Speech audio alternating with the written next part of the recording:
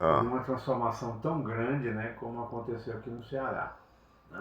perfeito. Sabe aquele saculejo histórico que o Ceará, quer dizer, o Ceará até o começo dos anos 80 parecia que se arrastava desde o começo da República, né? Ah, Aqueles governos inoperantes, né? Aquele velho clientelismo, aquela coisa, quer dizer, você pode pegar, desde o Ascioli, do Barbara, ali no começo do século, Babaquara, o né? nosso grande Antônio Nogueira Salles. Ció, não, Nogueira É, Ció, mas foi o Antônio isso o Salles pessoal que. chamava ele de Babacara, exatamente. Ele perseguiu os intelectuais, os jornalistas, né? É, E depois veio aquele período da ditadura, aqui do Estado Novo, com Menezes já- Pimentel, o Ceará ficou ali naquela paralisia histórica, que eu ainda vou escrever ainda sobre isso. Você vai escrever sobre Ainda vou escrever, o que ninguém governo Menezes escreveu, Pimentel? pois ninguém O Menezes nunca. Pimentel está a merecer Eu acho que realmente. sim.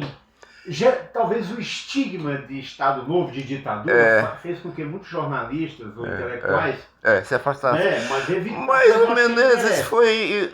O que o Getúlio fez aqui, fez no Brasil Pois todo, é, exceção de Minas, né? Que e, ele preservou Minas, isso, não fez exatamente. intervenção. Então eu acho que a figura dele, a figura histórica mesmo, né, eu acho que ele merece. E ele era grande amigo do Zé Martins Rodrigues, que É, também foi outro isso, grande, né? exatamente. Não, exatamente. Então eu acho que é uma coisa que eu ainda vou, como eu estou aposentado agora, a gente está com mais Merece, tempo, né? está a Acho que merecer. eu vou trabalhar em cima dessa temática aí do, né, o Ceará durante o Estado Novo, né? Espetacular, espetacular. Ainda vou trabalhar com isso. Mas enfim, aí quando você chega no, quer dizer, os anos 50 foi um período muito difícil no Ceará, enquanto o Brasil se transformava lá com Juscelino, com o plano de metas, o Ceará continuava naquela fase maceira, a questão da seca, né? Teve duas secas muito grandes nos anos 50, mesmo com Sim. a criação do Banco do Nordeste aqui, mas o Ceará continuou ali naquela paralisia. Só que veio depois Vigílio. Né? Coronel Vigílio, na verdade, foi um 62, grande né? visionário, né? 62, né? Que o Vigílio entra. Isso, exatamente. Quer dizer, o Vigílio pensou o Ceará do futuro. A gente tem que reconhecer isso. O velho coronel tinha uma visão estratégica excepcional, né? Pensou o Ceará do futuro, começou a modernizar a infraestrutura do Estado, inclusive a chegada até da energia de Paulo Afonso aqui em Sim, sim, 65 sim, sim, sim, foi um sim. esforço do Vigílio. Ele construiu o Plameg, né? O O plano Plameg 1, de Plameg 1 62 primeiro. até a saída dele, né, em 66, né, que na verdade modernizou o Ceará.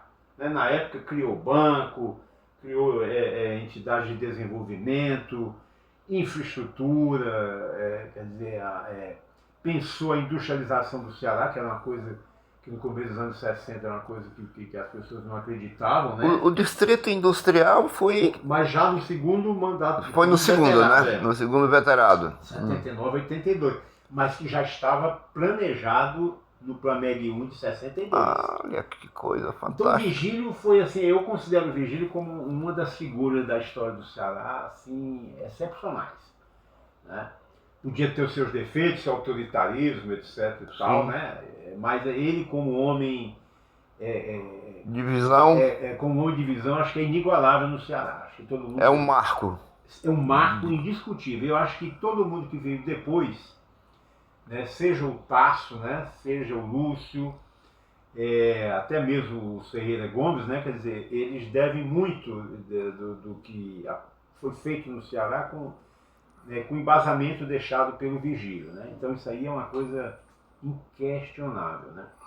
Então, quer dizer, o Ceará chega nos anos 80, né, mas o Vigílio se afasta, né, porque vai para o Senado e pouco tempo depois ele falece, em 88, deixa aquela lacuna no Ceará que o Tasso, como um adventista ali, o Tasso era um homem que vem da iniciativa privada, o Tasso acabou herdando ali aquele espólio do Vigílio, apesar de que o Sim, Vigílio jamais daria esse espólio a ele, mas ele sim. acabou, em função da conjuntura política da época, né, ele acabou sendo, digamos, o herdeiro do Vigílio, né?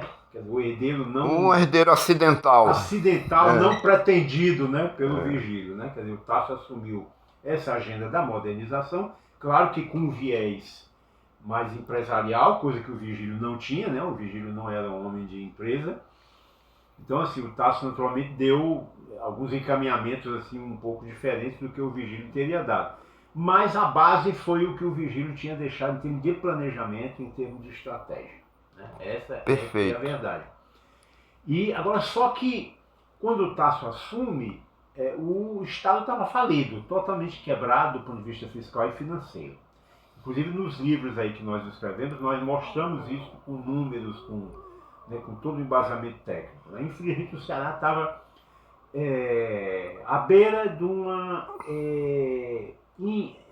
insolvência? Não. Não. Ele estava totalmente insolvente e eles teriam sofrido uma intervenção federal. Teria uma intervenção federal, o governo federal demite o governador e assume um lugar tenente ali para gerir o Estado. O que seria uma desmoralização, né, para a autonomia. Seria uma perda de credibilidade total. Aí o Tasso chega nesse momento e ele consegue reverter esse processo. Aí é todo aquele esforço do Tasso, né, de aumentar a receita, de cortar a despesa, de renegociar a dívida. E nisso o Tasso criou uma antipatia muito grande com os servidores públicos da época, né, porque ele teve que fazer enxugamento da folha de pagamentos, né, do serviço público. Isso até hoje gerou, naturalmente, pessoas que até hoje o odeiam em função do que foi feito. Você está nesse contexto de retomada. Sim, mas, digamos, o Tasso teve que fazer esse processo duro de ajustamento fiscal para tirar o governo da insolvência. Então, um pouco mais de 2 anos, né, com muito esforço e com muita antipatia popular, porque, eu não diria popular, mas política, né, porque o Tasso perdeu toda a base que ele tinha na Assembleia. Quando ele se elegeu, ele tinha maioria, 2 anos depois não tinha nem um terço. Eu lembro que deputados, na época o Antônio Câmara era o presidente da Assembleia e teve realmente uma... Não é porque o Tasso começou a cortar coisas dos próprios políticos, né? Sim. Quer dizer, os políticos estavam acostumados, né, a ter uma cota de nomeações, e de uma para outra o Tasso cortou, demitiu, botou gente na rua, etc. E isso é um custo político altíssimo, né? Sim. Eu tô, digamos, contando essa história toda que para você, né? Você que vive. Não, mas essa sua visão é uma visão super original. Sabe mais do que eu com relação a esse processo todo. Mas o fato é que com isso, né? Ele reverteu o processo de falência do Estado. E não só isso, né? Ele lançou as bases para a reforma do Estado. Ou seja, para tornar o governo do Ceará capaz de fomentar o desenvolvimento do Estado, seja social, seja econômico. Né? Então, assim, esse é um processo que mudou o rumo do Ceará. Né? O Ceará provavelmente caminharia para total inviabilidade e talvez até ser transformado num território federal. Como é que o Ceará chegou a esse cenário, construiu esse cenário de insolvência? Pois é, e aí... Isso é um problema de gestão? Isso é problema de gestão? Um problema de gestão, mas sobretudo um problema político. Porque quando o Vigílio ele entregou o governo em 81 e foi fazer a campanha para o Senado, né, em que ele foi eleito para o Senado, ele entregou o Ceará para o vice-governador, que era o Manuel de Castro, lá de Morada Nova. Sim. Que era um político de interior, né, extremamente tradicional, e ele praticamente, o velho empreguismo ali, deu um salto aí na época dele. Né? E depois vem o Gonzaga Mota. O Gonzaga Mota, quando assume, é um técnico, né, oriundo do Banco do Nordeste, mas quando ele assume, um Estado está dividido entre 3 forças políticas, né, os chamados 3 coronéis da política. Que praticamente cada um puxava para si, né? O Gonzaga Mota era aquele governador que inicialmente não tinha muita autonomia, né? Porque ele era puxado de um lado ou para o outro por 3 grandes forças políticas, né? Perfeito. E praticamente acabaram, digamos, sugando o que ainda restava do Estado. Que, como eu digo, já havia sido massacrado do ponto de vista fiscal na época do né, do governador Manuel de Castro. Até porque era um político típico de interior, né, não tinha aquela visão, né, digamos, de management, né, de administração, etc. Sim. Então, o fato Eu é que lembro Ceará... que foi uma loucura, um empreguismo Não, doido. total, era uma coisa assim de praticamente dobrou. Isso aí no nosso livro a gente fez esse levantamento. Olha Praticamente dobrou o número de servidores em 4, 5 anos. Uma coisa louca. Então quando o Tasso assumiu, aliás, ainda no Gonzaga Mota não tinha dinheiro, teve que emitir títulos, as chamadas gonzaguetas, As né, famosas gonzaguetas, para pagar o salário dos servidores. Isso aí, assim, muita gente aí, um pouco mais idosa hoje, sofreu eles, né, com esse processo, né? Então, quando o Tasso assumiu, não havia dinheiro nem para colocar combustível nos carros da polícia. O Estado tinha perdido totalmente o seu crédito. Não tinha um posto de gasolina que vendesse gasolina para o Estado, porque não tinha perspectiva de receber. Sim. Então, assim, era um Estado de total bancarrota e estava caminhando, como eu digo, para intervenção federal. Né? Talvez o Ceará perdesse até o status de Estado autônomo e voltasse a ser um mero território federal. Né? Então, assim, mas a história já reconhece isso, o Tasso retirou o Estado dessa trajetória crítica, né? E começou todo um processo de, digamos, de luta, né, para reverter a pobreza crônica do Ceará. O Ceará é considerado um dos estados mais pobres da federação. Miserável, né? Miserável, junto com o Piauí, etc. Era realmente assim, totalmente inviável, né, no final dos anos 70. E você está dentro desse processo, né? Como assim? No governo Tasso, quando é que você entra? Não, eu na verdade cheguei aqui já no governo do Ciro, já sendo um funcionário federal. Né, eu fui requisitado pelo governo federal e entrei no governo Ciro, né, para trabalhar na área de planejamento.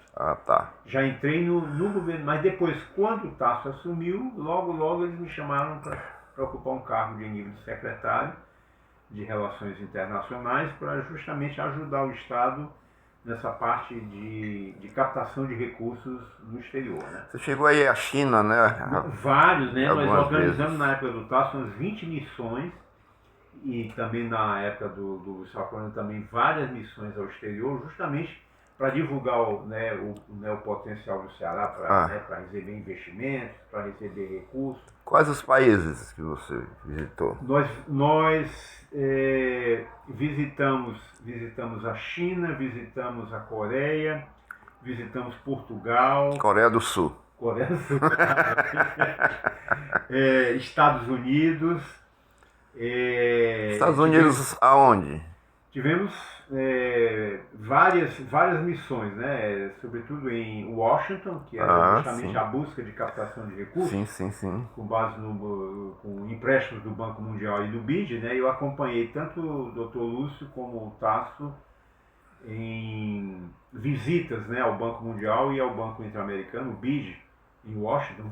Foram várias missões para tratar justamente da liberação desses recursos para projetos de desenvolvimento do Estado. Né? Quem era o embaixador na época, nesse período?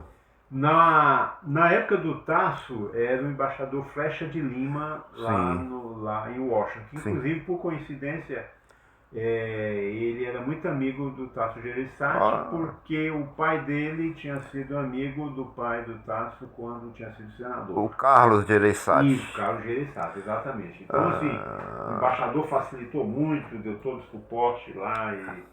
Então, assim, nós fomos várias missões aos Estados Unidos justamente para garantir esses recursos. E os interlocutores no Banco Mundial? Você lembra assim de alguém?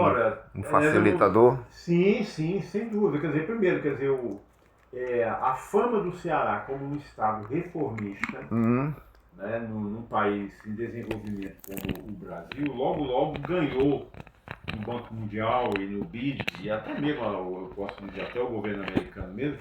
Eles ficaram impressionados, né, como mais um estado atrasado, a mudança no Nordeste do Brasil, como é que de uma hora para outra ele passa por uma reforma, modernização de instituições, combate à corrupção, projetos inovadores, né, o IDH muda. Isso, ou seja, os indicadores, né, de desenvolvimento do Estado mudam rapidamente.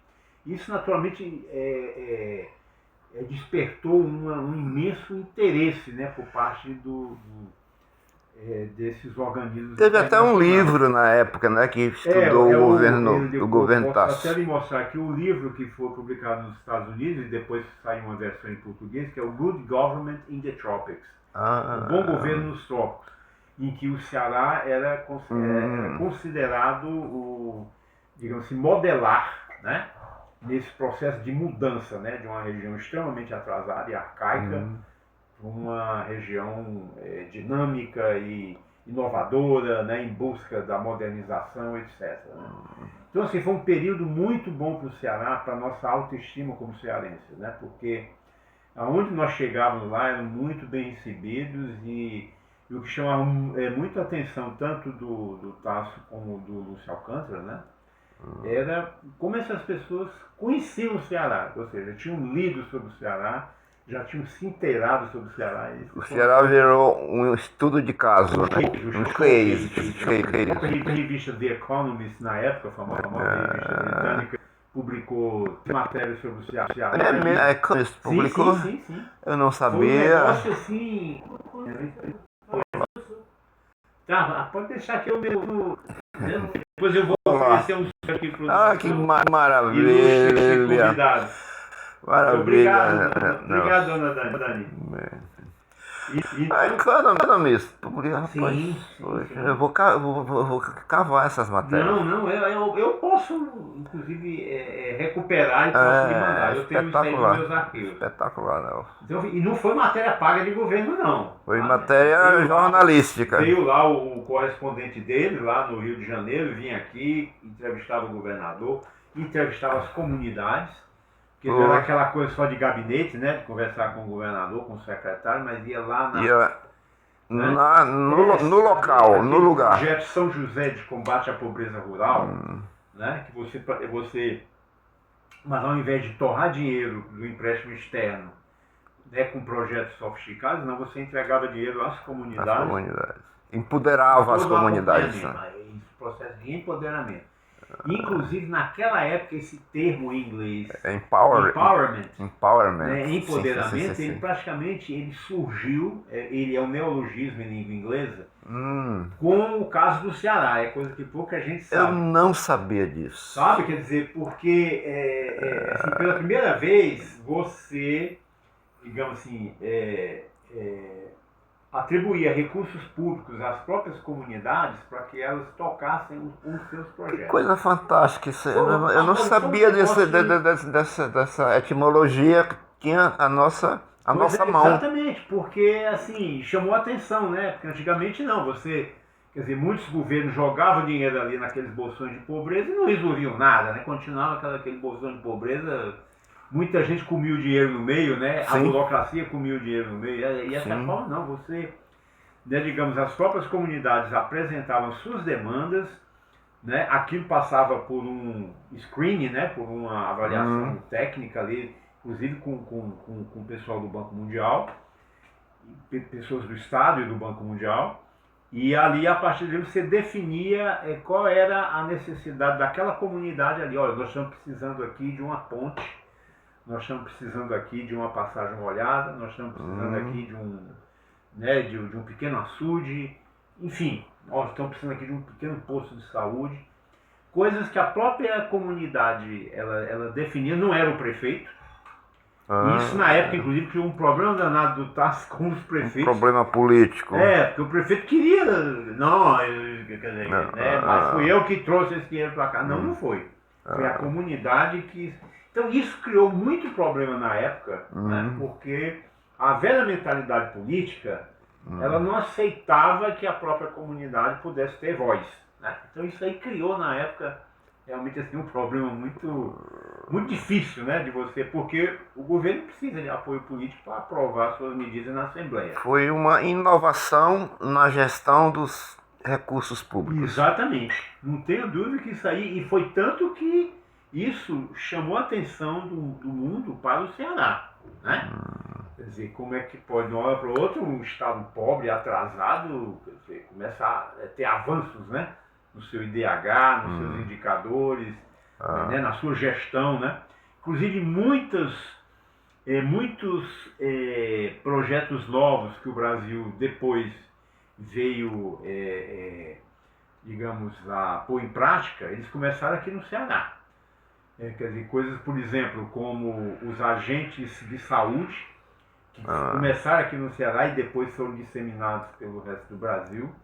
Foi uma experiência que foi começada aqui em 87, aqui no Ceará, e que existe até hoje, né? Você tem também aqueles agentes de extensão rural, né, que você prestava assessoramento técnico ao agricultor, né? Mas não mais dentro daquela visão antiga, né? Mas sim você tinha que mandar lá o agrônomo lá, sentar lá com o agricultor. Quem fazia essa mediação? Era a Emates? Não, era no governo, quem era? Era a Emates na época, mas só que a Emates ela foi reestruturada para poder atender esse novo modelo, né? Que era mais participativo, né?